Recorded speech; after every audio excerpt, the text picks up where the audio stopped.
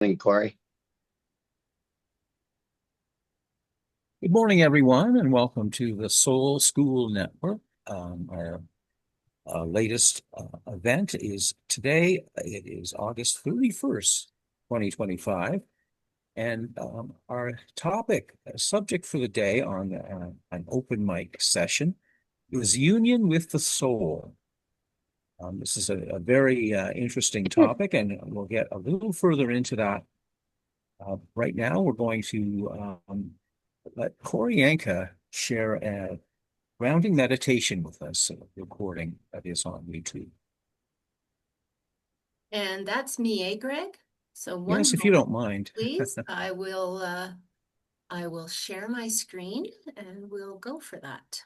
We can get settled in and in the same zone. Here we go. I think I have it now. Share sound. Here we go.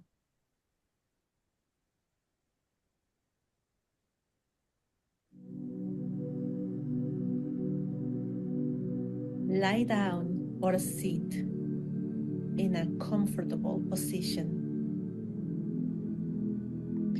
To start, you might close your eyes if that feels good. Take 3 deep, relaxing breaths. In through the nose, out through the mouth. In through the nose, out through the mouth. One more time. In through the nose, out through the mouth. We'll start scanning our bodies for any tension there might be. Starting at the head. We'll do this together. We'll just observe without making any meaning out of it.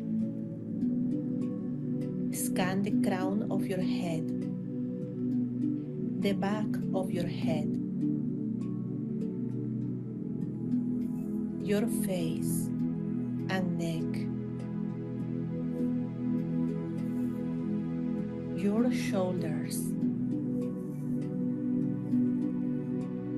one arm and then the other,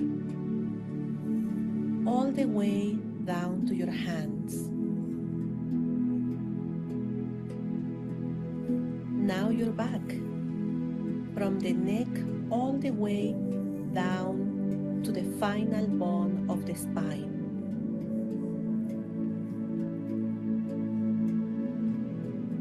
You can focus your attention now on your chest and your abdomen.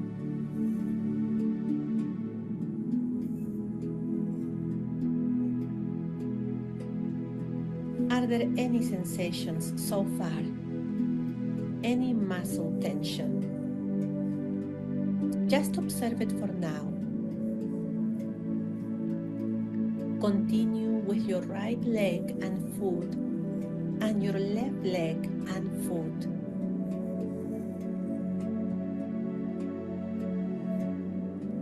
Wherever you found tension, let it go.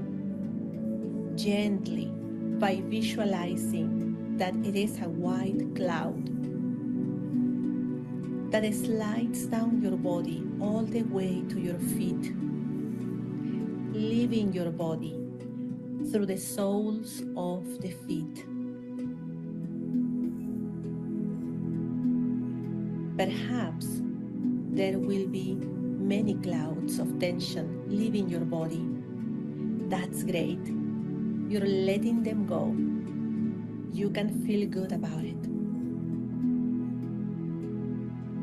Once tension is out of your body, it will be gone and transformed into life-giving energy.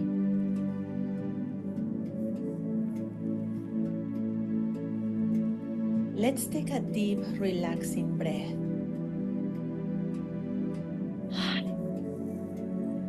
In through the nose, out through the mouth. Let it feel good.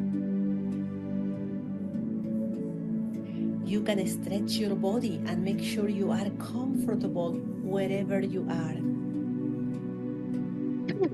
You are a beloved child of God and the earth,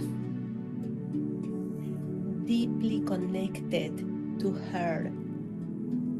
Notice how your feet are planted on the ground,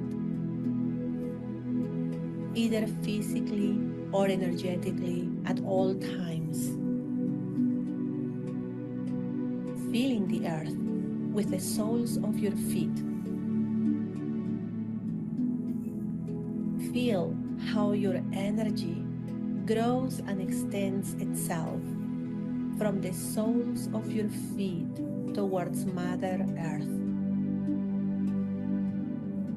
You are growing energetic roots that go into the moist, rich soil under your feet, uniting with the Mother, receiving nourishment and love from her. The more your roots extend and go deeper and deeper into the earth, the more you feel deeply grounded and held in love by Mother Earth. Stay present in this moment.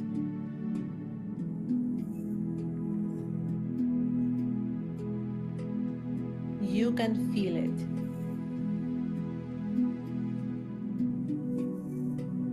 Remain grounded and present in this moment. Grounded and present. Grounded and present.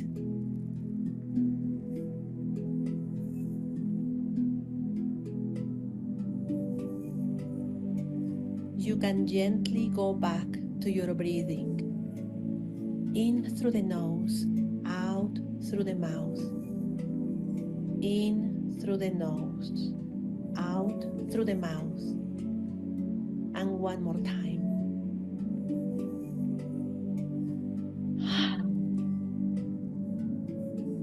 Now you can slowly open your eyes when it feels good to you and move your body slowly as you come back. Enjoy a beautiful day. Thank you so much, Koryanka. Welcome back, everyone. We're here with a small group of live participants. And of course, we'll have a lot more viewers on YouTube later, so welcome to you as well. My name is Greg, and I'll be hosting today. Our subject of this live session, open mic session, is union with the soul. Now, what does that mean? I think it means different things to many people. This is a term that we've heard Michael use before in some of his sharing with the group. It makes me think too, what exactly is a soul? Yesterday, I had an opportunity to observe a service in a Catholic church here in Peru. I was raised Catholic. It's really not the thing that I do now, practicing that faith, if you will, but it made me reflect a bit on what did that religion tell us, what a soul was and what our role was in nurturing that. But, at the same time, I felt like, and it reminded me of this yesterday, there was a disconnect with some of the rituals that took place in church as a young person. I didn't really connect with it. And later on, I think, as I maybe read or heard some of the words of Buddha and different faith leaders, that, they all seem to be connected to the soul in some way. There's not one right way or wrong way. And I get the sense that we're all here at Soul School Network to explore and maybe discover other ways of making that connection.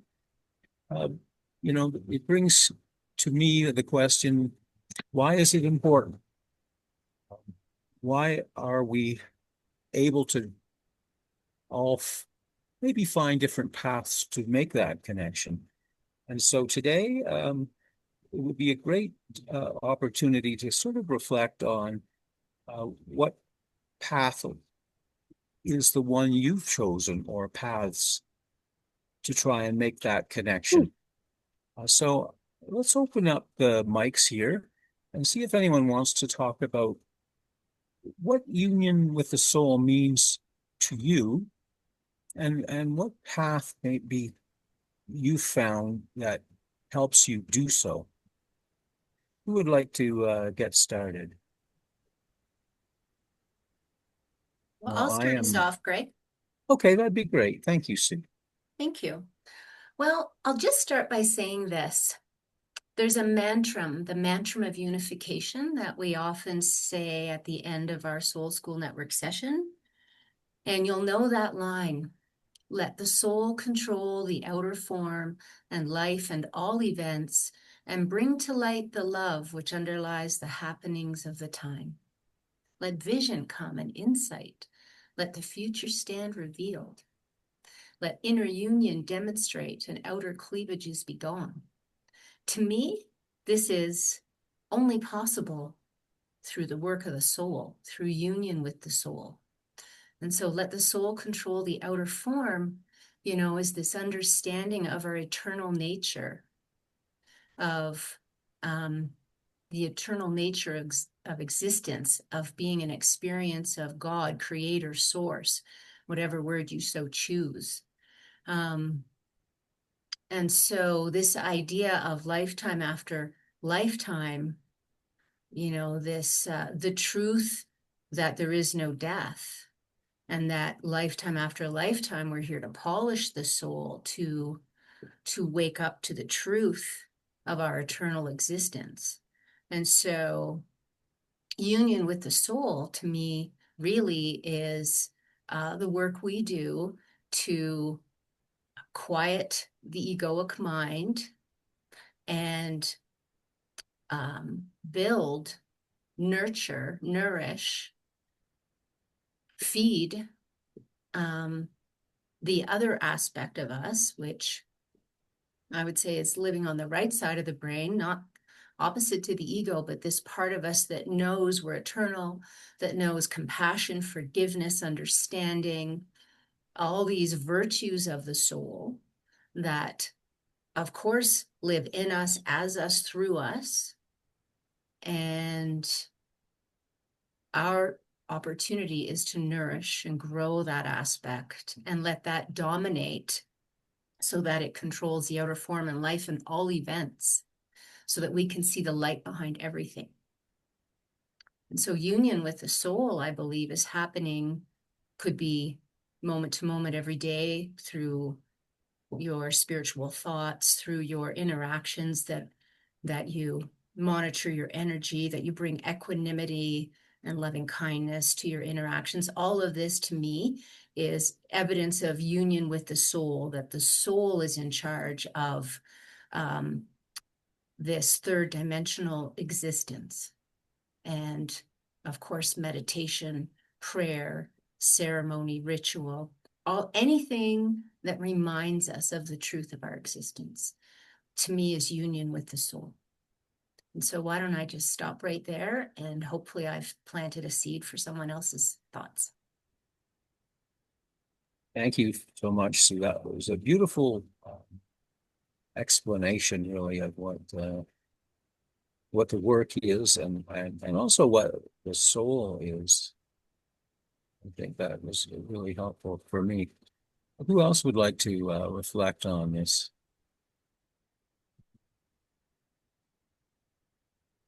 I see Michael standing by. Michael, as I mentioned, you're the one who sort of shared that phrase, maybe even coined it. what are your thoughts in terms of the work for the soul? Thank you, Greg. Well, there are many.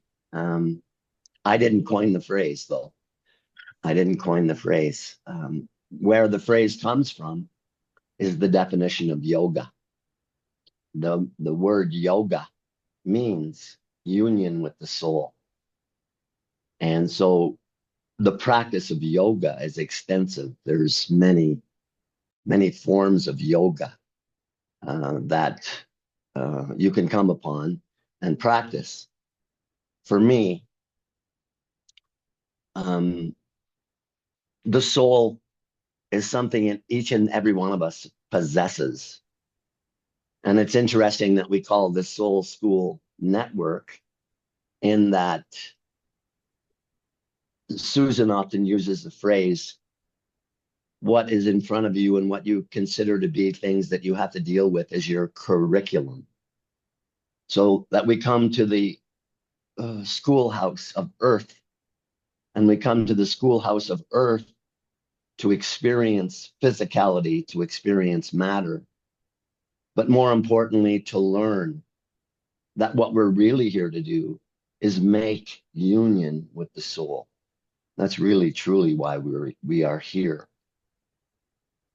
From my perspective, a book that I highly recommend to everyone I speak to is the autobiography of a yogi by Yogananda. And it's easily accessible. It's very inspirational and speaks deeply to the existence of the soul. I view it this way: each and every human being, is physically made up the same way. And we have a chakra system from the base of the spine to the top of the head, 7 major chakras. And a chakra is really defined as a wheel of energy, And at the different points on the physical body, there are different points of energy. The base chakra is survival. The sacral, and you'll notice that it's called the sacral chakra. That is really where the word sacred comes from. And so where the sexual organs are for the human being is known as the sacral center, because this is a very powerful, creative aspect of humanity. And that energy of the sacral center is somewhere along the lines of creativity, procreation, but more importantly, it is a spark, a place where if a human being, 2 human beings, man and a woman, practice sacred sex, they would illuminate all the chakras. The 3rd chakra, of course, is the solar plexus. And most human beings are operating on the base chakras, the base 2 chakras, survival and sex. And when they get to the solar plexus, if that's where they stop, if that's where they confine their energy, then that's where all the confusion comes in. And go to the heart chakra, which is the expression of love. And part of union with the soul is learning how to move your brain power from your head to your heart. Because if we think through our heart, then we're going to be thinking in love. When we think through our head, it's just more logic and matter, and not really deeply getting ourselves into who we really are. We move up into the throat chakra, and that point of energy is our communication. And again, if we are communicating strictly from our head, then the message is not going to be very deep and substantive.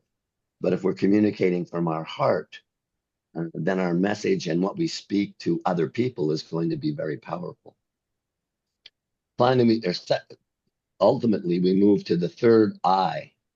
So this is our seeing eye. This is the one where when we illuminate the chakras, we open, it's an aperture, and it's an aperture into the higher dimensions. And so those higher dimensions exist, and we came from them. This physical existence that you have is one of thousands, maybe millions of incarnations with the same soul. Visualize a sacred sun, a fiery sacred sun that sits behind the one that you see in the physical universe. A sacred sun from which sparks flew out. And those sparks that flew out are you. We flew out from that sacred sun. We went out from God consciousness, and we went out into the exploration of the universes with an S. And here we are, thinking that the physical experience that we're having is the meaningful one. And in fact, it is really only where we are dealing with our curriculum. And our curriculum is always given to us.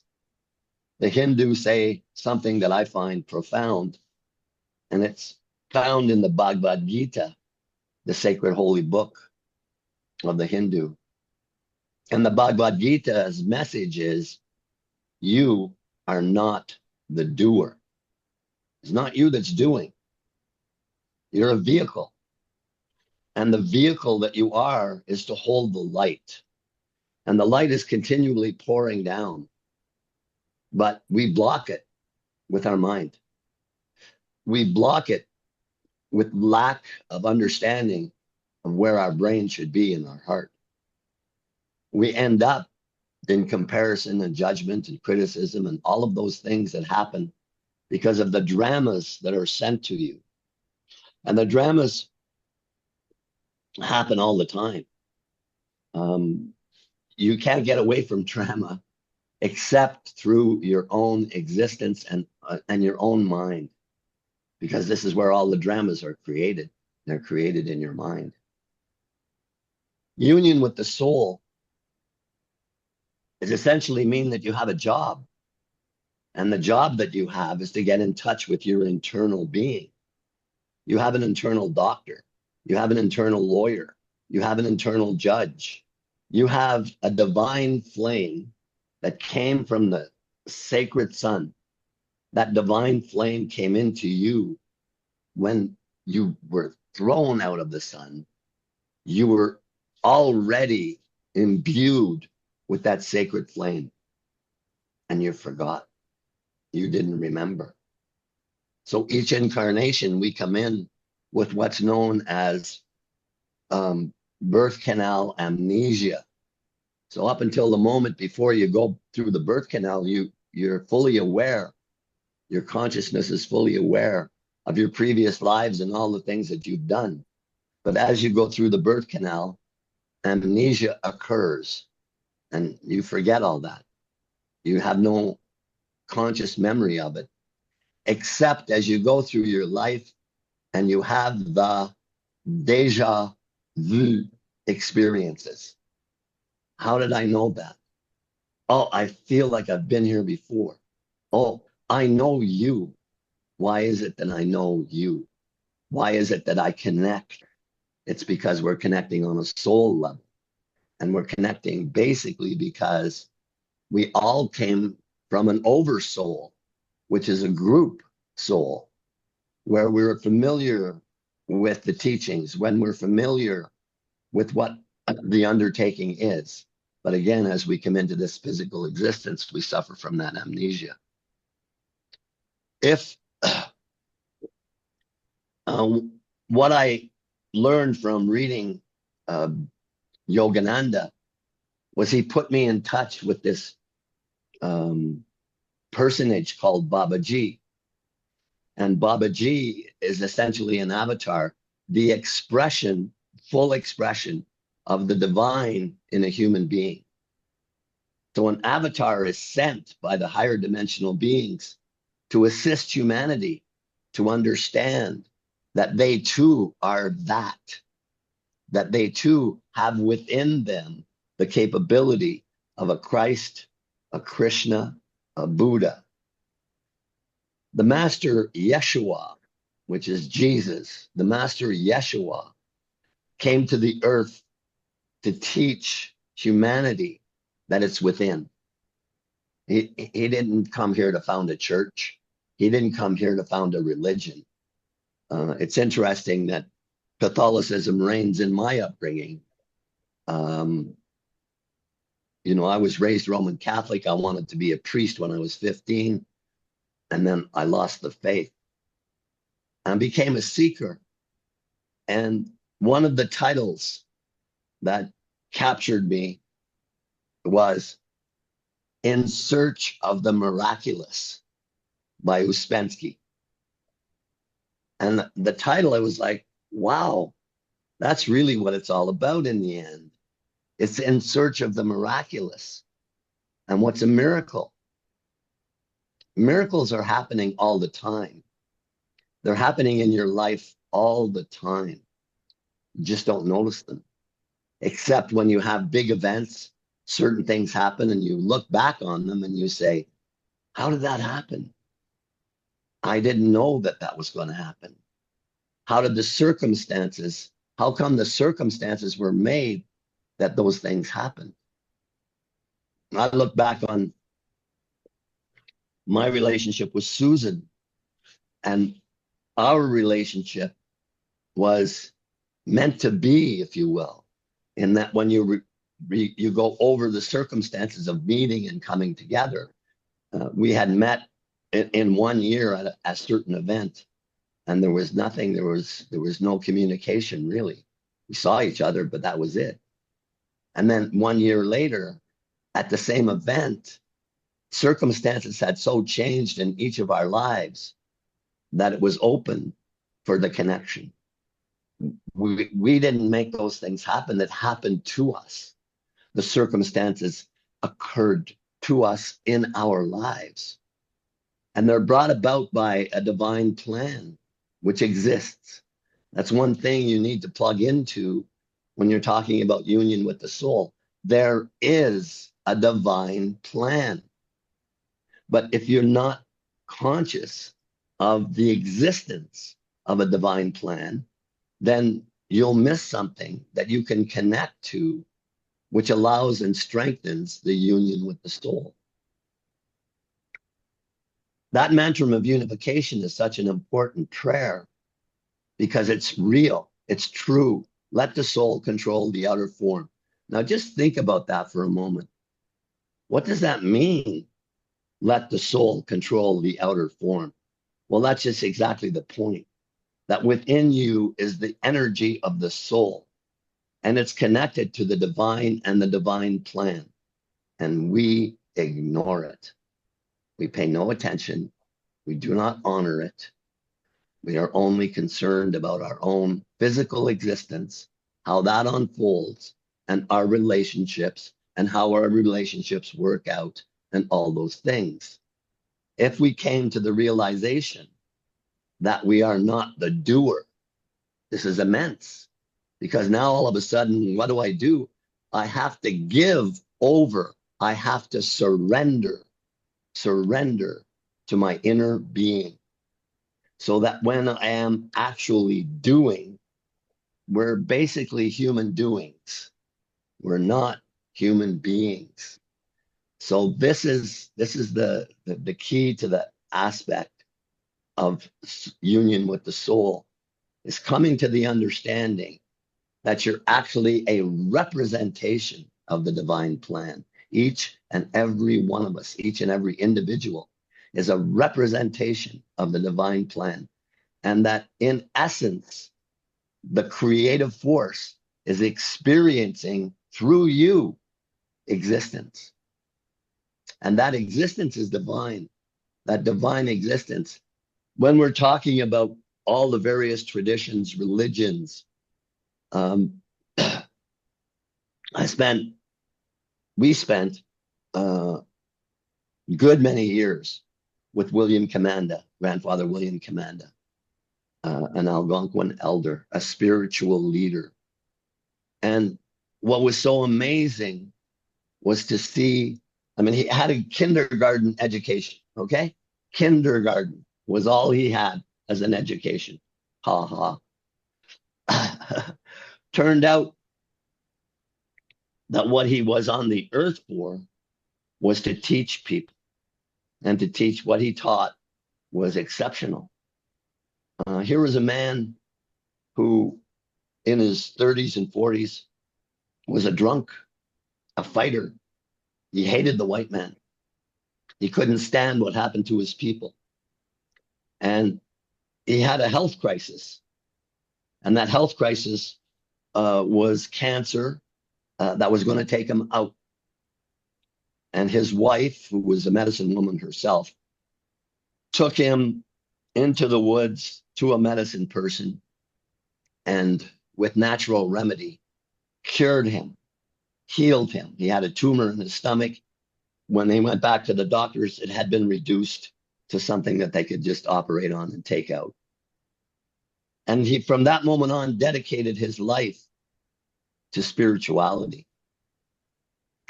And what did he end up teaching? Well, he taught so many things. Like, he's a subject matter all by himself. But the overriding sentiment that came from him was forgiveness, love, and compassion. And so really, where was that coming from? It was coming from the divine spark within that had been implanted when he came into existence. And his illness, not something that basically, it was something that was visited upon him, that was brought to his attention. And in bringing that to his attention, he walked completely differently. He took the spiritual path, and he dedicated himself to not only his own people, but all humanity. He became a beacon for the light. And that's what we all are. We're beacons of the light. So when we make a decision to make union with the soul, we embark upon an inner journey. And in that inner journey, we get what we need, and we get what we desire, and we get transformation. You get to become transformed by virtue of training your mind to quiet, to become still. Because what is intuition? Intuition is defined as payment, bracket, karma, for a private, bracket, mystery school. Intuition, karma, mystery school. So intuition, everyone understands intuition. Do they rely on it? Do they put faith in it? Do they follow it? Because intuition is your direct channel to spirit. Spirit comes through your intuition. Where is your karma at? And where are you at in relation to mystery school? Mystery schools were throughout the world, everywhere. China, Egypt, you name it. There's mystery schools everywhere. And what do they speak to? Union with the soul. That is their ultimate teaching. The ultimate teaching is union with the soul. If you make a decision to become a seeker, then in that decision, you will be given. I mean, I can tell you about my own experience, that when I decided that I wanted to learn more about other than what I was doing, law, lawyer, just going along.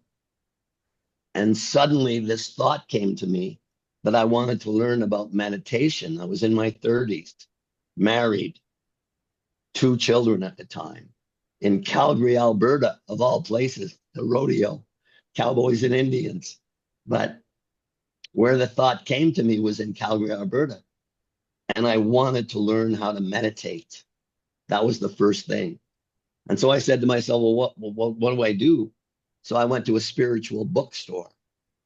And the first book that fell into my hands was a book by Alice Bailey.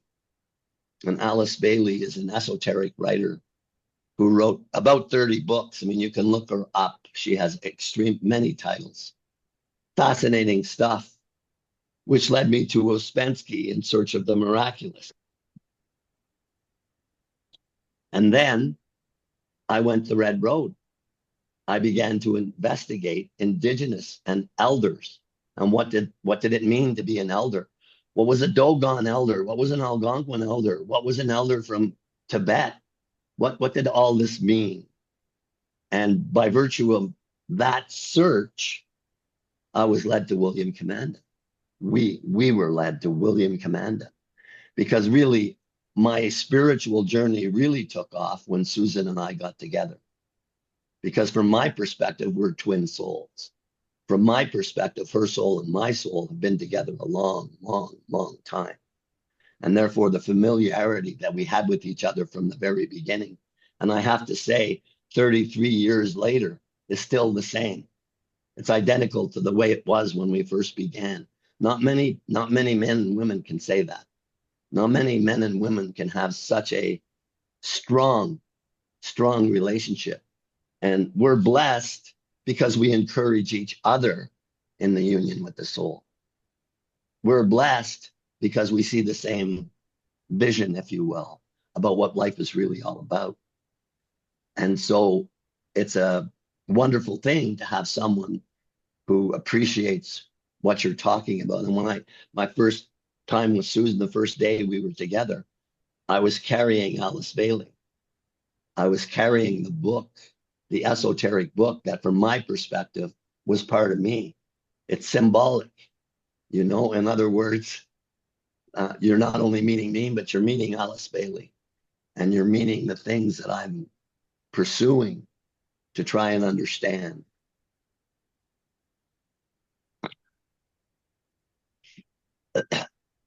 One of the critical features of union with the soul is meditation. And meditation is critical because it quiets your mind. Every human being you know walks around with 6 gazillion thoughts that rapidly fire through their head. Some just bounce, some just go this way, some go that way, some go this way, some stick. Some of the ones that stick, it depends on whether they stick in the fear vibration or the love vibration. What's happened? We got you. We can still hear you here. We got you, Michael. I can still Coming hear through you. on my computer. Yeah, it must be, you must have no audio, but we still got audio of you, Michael. What did you say? Oh, we still got your audio here. We can hear you loud and clear.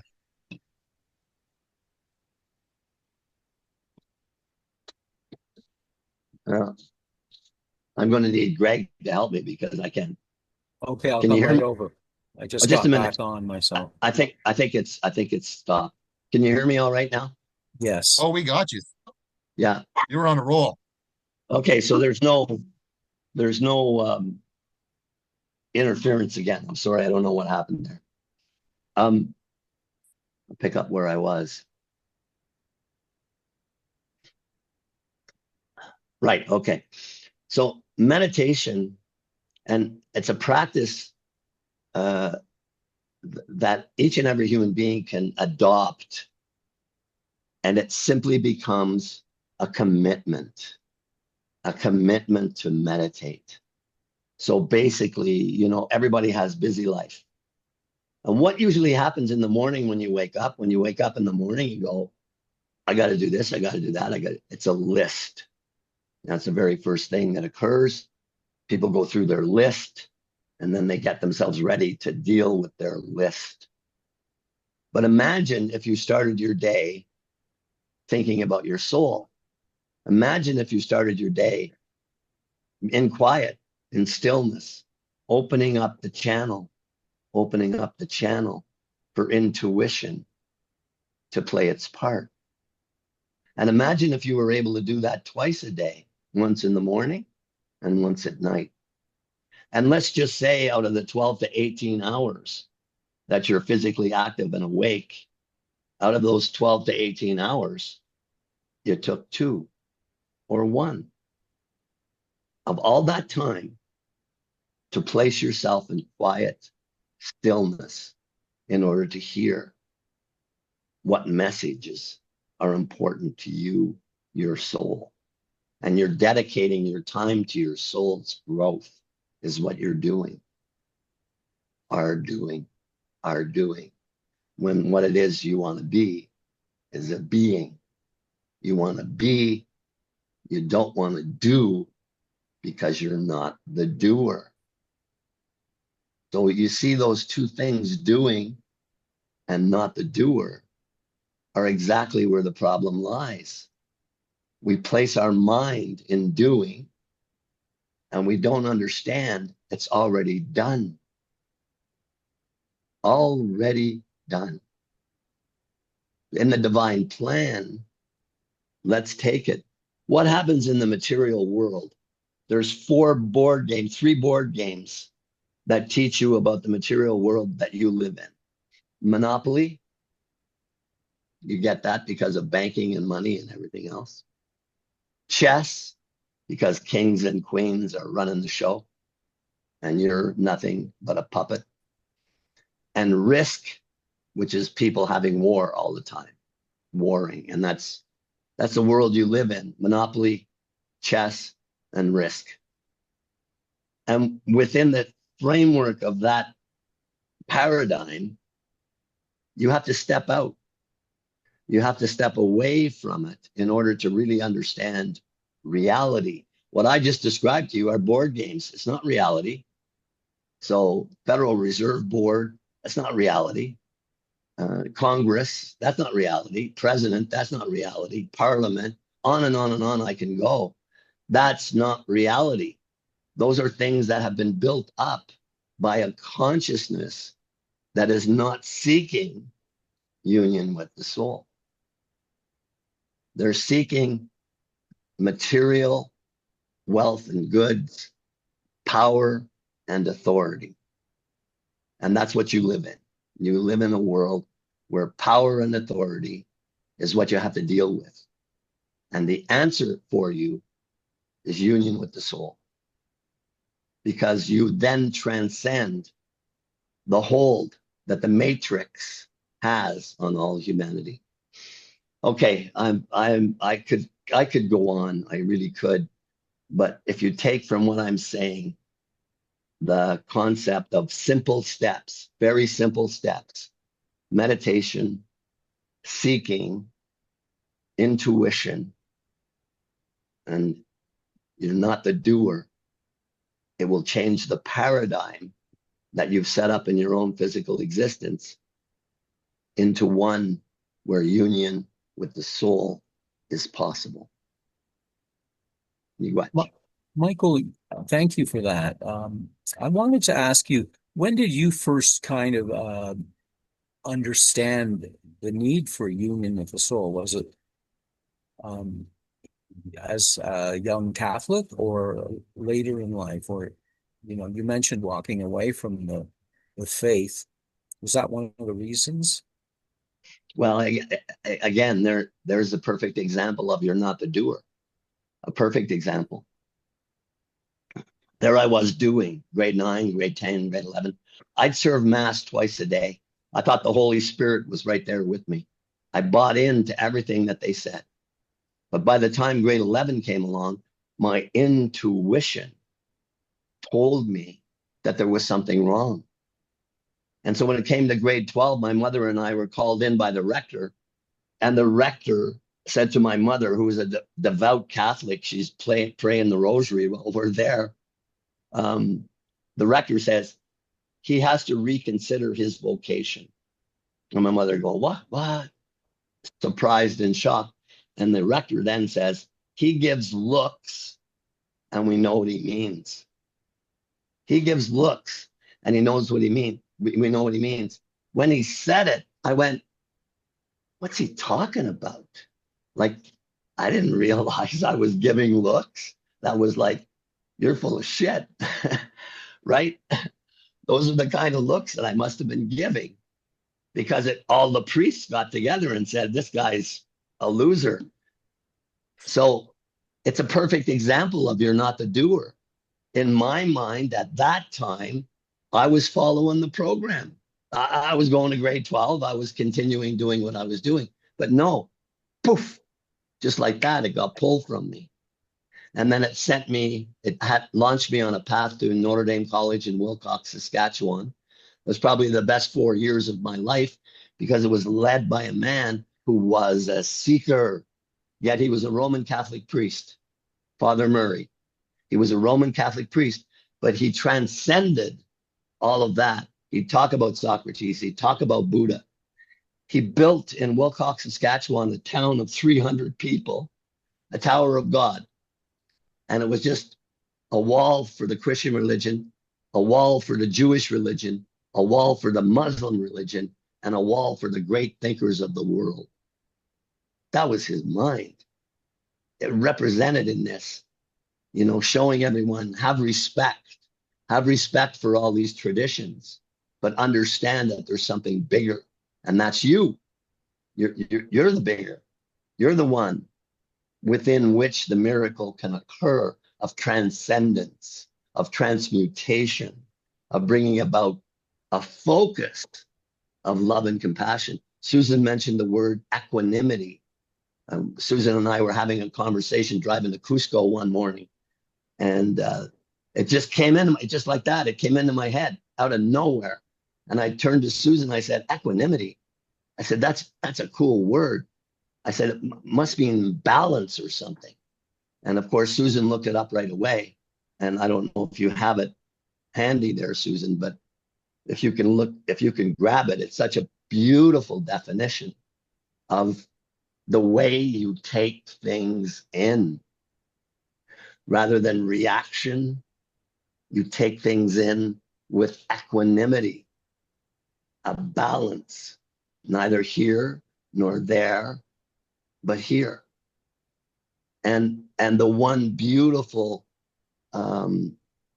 statement made in the definition was that equanimity is the protector of love and compassion. Think about that in your own life. Think about changing the way you take things in by virtue of equanimity. Somebody tells you a bad story, and rather than like that, you're balanced and you take it in with love and compassion. So back to your question, Greg, the answer is the signs were all there. And it's always intuition. It's something that comes to you and you go, you're inspired in spirit. That's the word, inspiration, inspired. So you're in spirit. It's obvious there's a divine plan because everywhere on my life's existence, I got a tap on the shoulder. Intuition. Yes, and obviously that, your experience in Wilcox with Father Murray led you to continue your own search for answers and connection with your soul. Who else would like to share today? Well, I'm good for a small segment here, Greg. If you'd like, or if anybody else Sure. wants to jump in here. Thank you. No, go ahead, Corey. Okay, well, get you miigwech, Michael. Thank you, Michael. That was a journey in itself, and I just keep thinking here, like union of the soul, union of the soul. It sounds like a great name for a band. I'd probably buy the album, but is it sometimes Union of the Soul might feel less like a mountaintop in Peru and more like chasing my kids around the house, but maybe that's where the real union is. And sometimes the soul's union is less about uh, finding something new and more about remembering what's always been there. But what really struck me is this idea of curriculum that you kind of brought out here. And the earth isn't just where we survive, it's the classroom of the soul. And every challenge, every relationship, every loss, it's all part of a lesson plan, custom made for each of us. And you look across traditions, many traditions, and you see the same idea. Even in Anishinaabe customs, you have Bima Diziwin, the good path or the good life, and where the teachings come, not from books, but from how you walk with creation.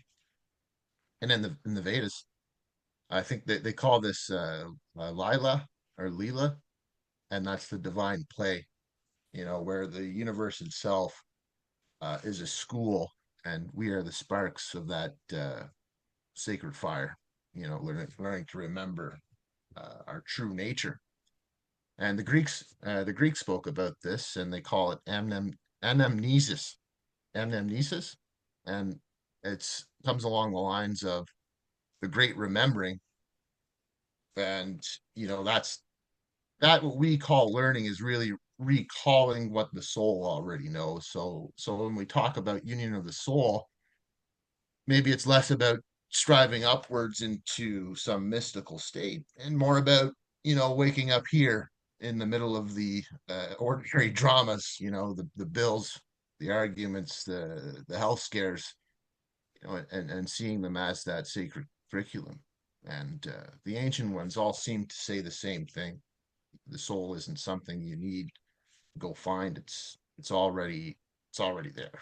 It's the eternal flame carried from that first fire. Uh, Call it the sacred sun, call it the heart of creation. The real work is just remembering and then living as if we never forgot. And also in the chat here, because I've been thinking about this for some time. It's a very personal thing for me because I have it tattooed on my the story tattooed on my arm. My grandmother painted it on a picture. She painted it when I was young too, and that's where I came onto it.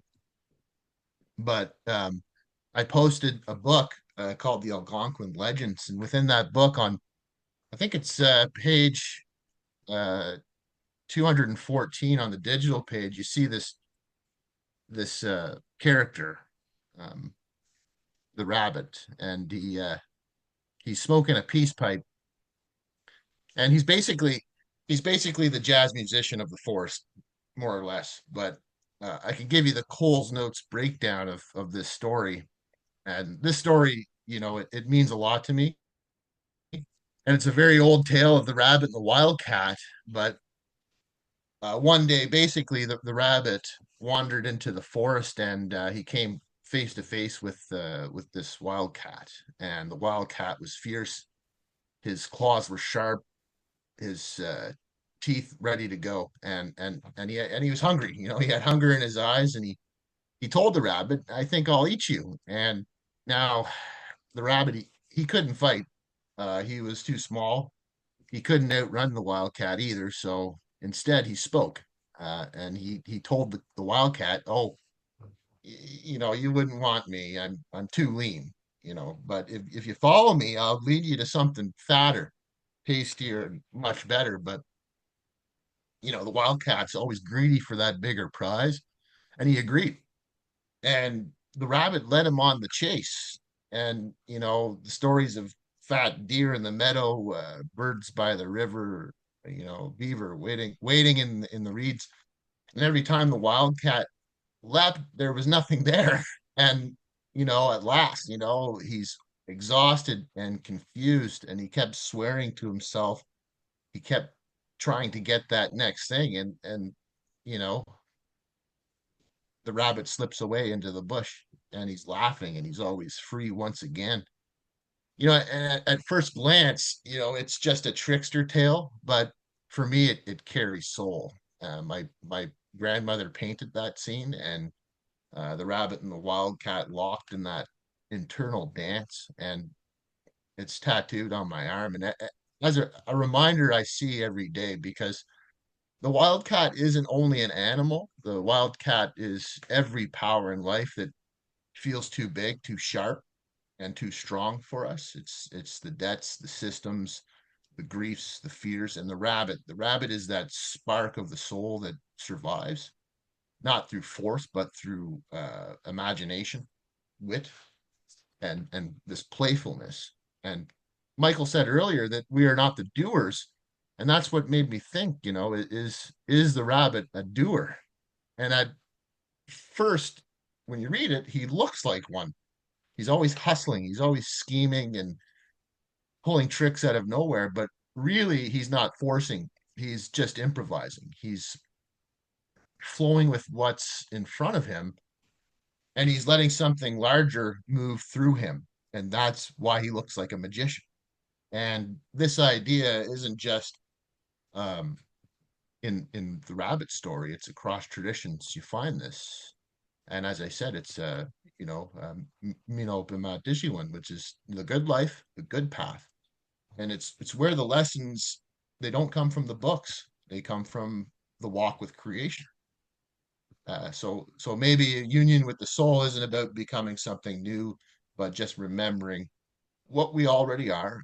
And it's not about overpowering life like the wildcat, but learning to dance through it like the rabbit, letting the soul, not the ego, move that outer form. And the ancients said the body is just a garment. And the Egyptians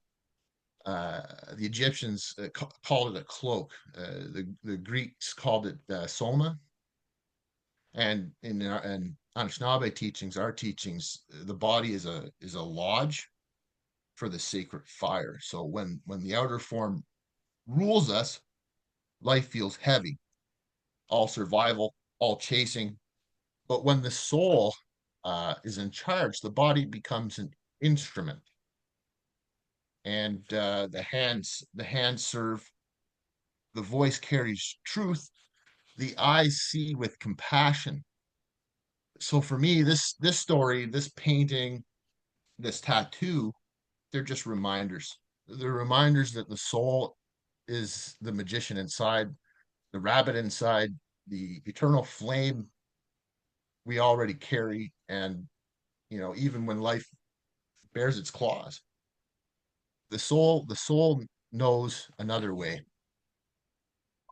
And you know when you put it like that, with meditation, seeking, listening to intuition, remembering you're not the doer, those are simple steps anyone can take, but they break the grip of the matrix, um, that you talking about, Michael. And the matrix is that web of distraction that keeps you forgetting your original instructions. But when you take even those small steps, you reconnect to your original self, your original title, if you will, and the part of you that can't be bought or taken away.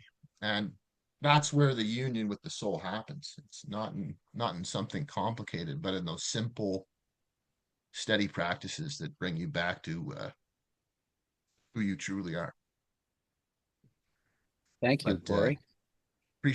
I really appreciate having the time to speak here. I have the book up for you, and you guys can check it out. It's link in there. So I was Wow. actually just going to ask you about something from the Anishinaabe, the way that maybe one of the big stories that meant so much to you, and here you are tattooed with it. So that's fantastic. Thank you.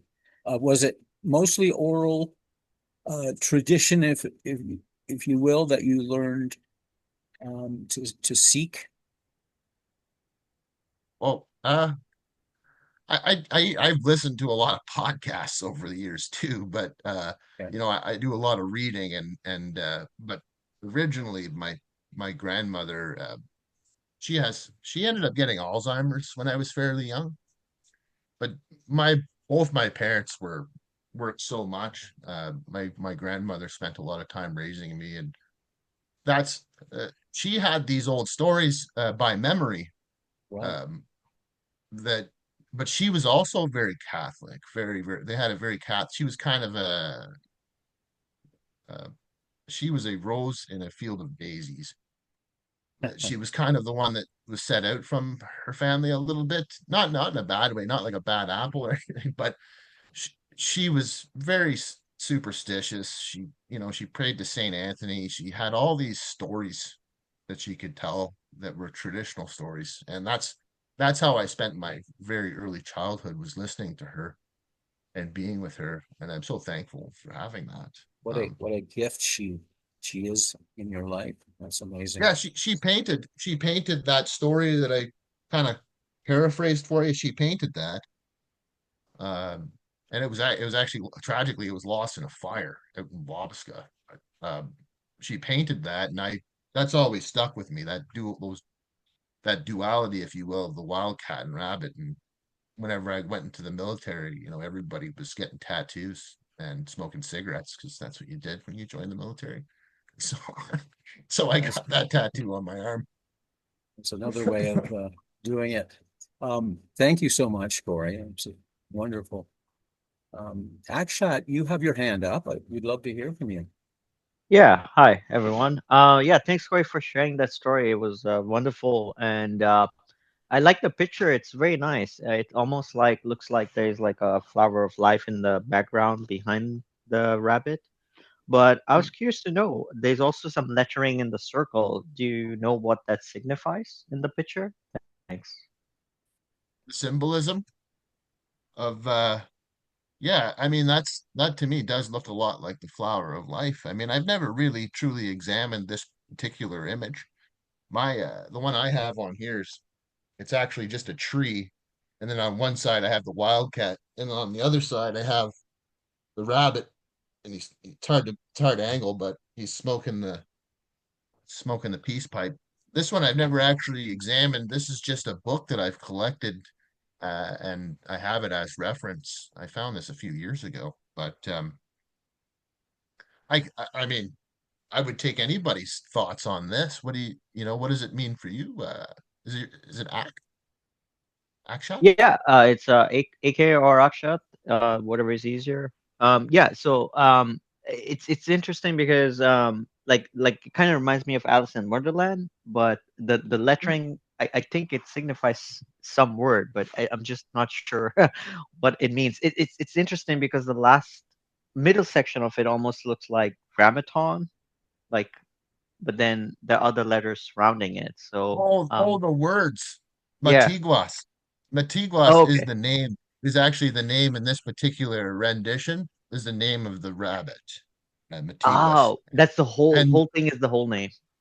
and Matulan means is basically magician. He's a Ah, master got it. he's a conjurer, if you will. Right. Interesting. Yes. Y- Thank Yes, you so but much. what I never looked at, though, is the flower of life mention, and I never actually counted what's going on around here. But I'm sure the author here, the gentleman that he or whoever illustrated this, maybe had something like that in mind. Um, I Yeah, believe and now I'm looking at the bottom too. Charles It's G. like Leyland. two spirals in there, so that's cool. 1884. So this is a fairly old archive book. That's it. That's wonderful to see. Basically, the rabbit magician. That helps me understand, more about the story. Okay, well, we're getting near the end here. Does anyone else want to make a comment before we wrap things up? Michael does. I So do. I.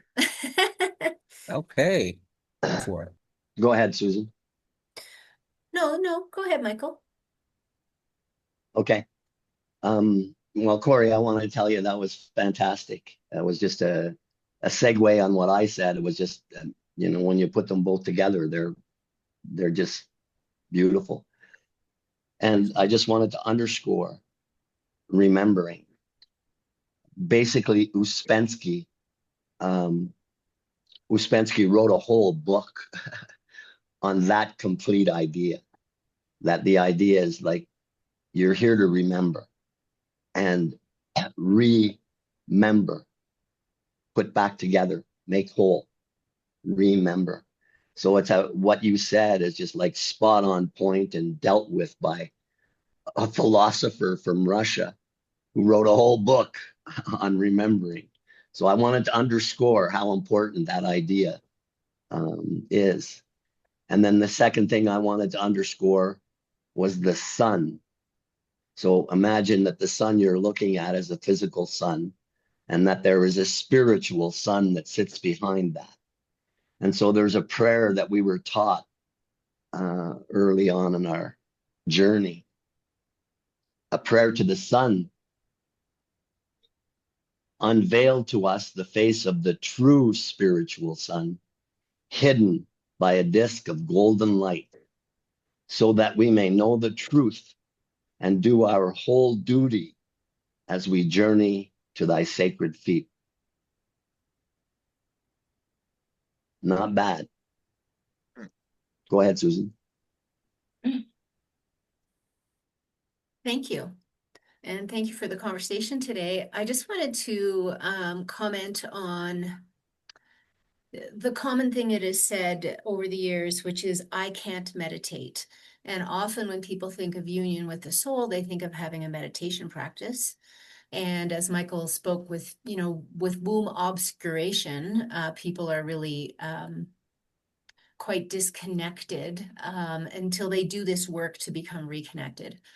And so this I can't meditate comment that people have often made, I'll say to them, listen, just if you take 5 minutes and be with yourself, that's where you start.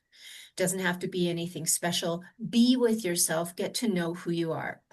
And so that brings me to mention to you a book I highly recommend. I've been talking to Michael about it a lot, called No Self, No Problem. And the author is Chris Niebauer. And essentially, you are learning through him from the Eastern philosophy standpoint and from science, neuroscience background, how the mind works, how the brain works, how the ego in the left side of the brain and then the right side of the brain. And so I offer to you that book because to know yourself and to know your mind and to understand this is very helpful in understanding meditation, understanding whether you're going to suffer or soften, I would say, depending on where you're living and where your energy is. So I just wanted to bring that forward because union with the soul, I think meditation is common practice for that. And I think people struggle with meditation. And I think they would benefit from just learning to be with themselves. And what happens is the mind quiets down. After a while, when you set the stage, the mind knows, oh yes, this is the time I can be quiet and allow for all of this insight and awareness and connection to other dimensions is possible. So yeah, this is how we hear the soul, I believe, through the right side of our brain. And I think this book, No Self, No Problem, might help everybody. So that's my 2 cents to end here today. Thank you. Thank you, Sue. Yeah, you take the pressure off when you say, take 5 minutes and stop your busy mind. And that I think is inspirational to a lot of people to maybe begin that practice. What was the name of the author again? Chris Niebauer. Okay, perfect. And Akshat has his hand up. Okay. Yeah, adding to what Susan said, it's very fascinating. And you also mentioned, Greg, that I always wonder, like, people always have this saying, like, I have too much on my plate, and you keep adding on, whether it's a buffet plate or so on and so forth. But the fastest way to get rid of all of that stuff is just drop the plate. and everything disappears at the same time. Not saying Excellent. that you should trash away food, but just an analogy. Thanks. That's a great takeaway. We'll all drop the plate once in a while, as long as it's not fine china. All right. Well, thank you, everyone. This was a great discussion, and I think the viewers on YouTube will really enjoy it. We are back on the 14th of September with a special guest, and you'll be able to find out who that is on the website and YouTube, and also the newsletter that goes out beforehand. So I'm looking forward to having you join us for that. And I just wanted to make a mention, particularly to our viewers on YouTube, if you'd like to make a small donation to Soul School Network, you can do that on our website, soulschoolnetwork.com. And you can visit us on YouTube as well. Just search Soul School Network. So we'll wrap things up today. Michael or Sue, would you like to lead us in the Mantra of Unification to bring us out? Sure. Go ahead, Susan. Go ahead, Susan. Okay, will do. Thank you, everybody. Here we go.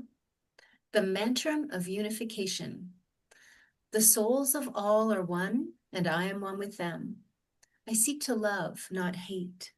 I seek to serve and not exact due service. I seek to heal, not hurt.